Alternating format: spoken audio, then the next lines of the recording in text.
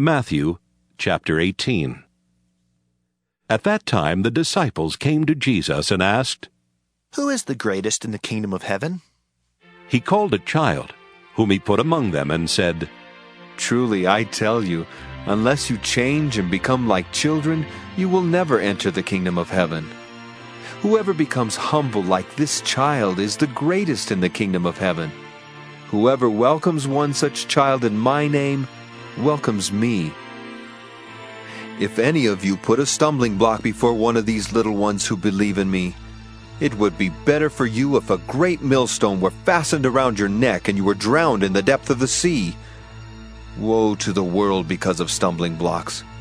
Occasions for stumbling are bound to come, but woe to the one by whom the stumbling block comes.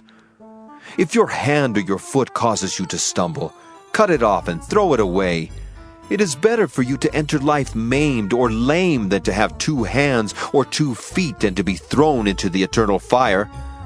And if your eye causes you to stumble, tear it out and throw it away. It is better for you to enter life with 1 eye than to have 2 eyes and to be thrown into the hell of fire. Take care that you do not despise one of these little ones. For I tell you, in heaven their angels continually see the face of my Father in heaven. What do you think? If a shepherd has 100 sheep and one of them has gone astray, does he not leave the 99 on the mountains and go in search of the one that went astray? And if he finds it, truly I tell you, he rejoices over it more than over the 99 that never went astray. So it is not the will of your Father in heaven that one of these little ones should be lost. If another member of the church sins against you, go and point out the fault when the 2 of you are alone. If the member listens to you, you have regained that one. But if you are not listened to, take 1 or 2 others along with you, so that every word may be confirmed by the evidence of 2 or 3 witnesses. If the member refuses to listen to them, tell it to the church. And if the offender refuses to listen even to the church, let such a one be to you as a Gentile and a tax collector. Truly I tell you, whatever you bind on earth will be bound in heaven, and whatever you loose on earth will be loosed in heaven. Again, truly I tell you, if 2 of you agree on earth about anything you ask, it will be done for you by my Father in heaven. For where 2 or 3 are gathered in my name, I am there among them. Then Peter came and said to him, Lord, if another member of the church sins against me, how often should I forgive? As many as 7 times? Jesus said to him, Not 7 times, but I tell you 77 times.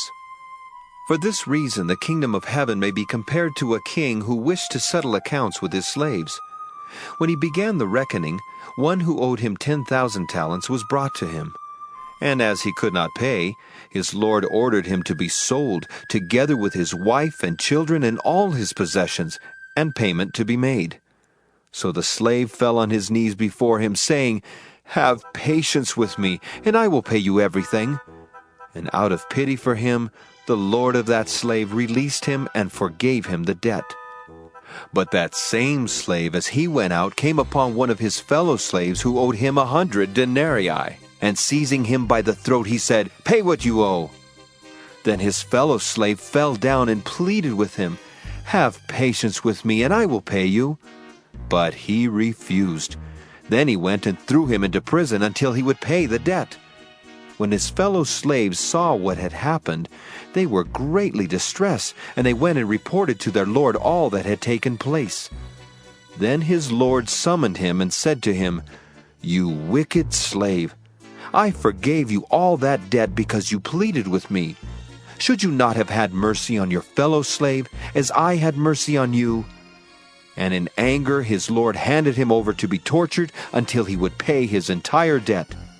So my heavenly Father will also do to every one of you if you do not forgive your brother or sister from your heart.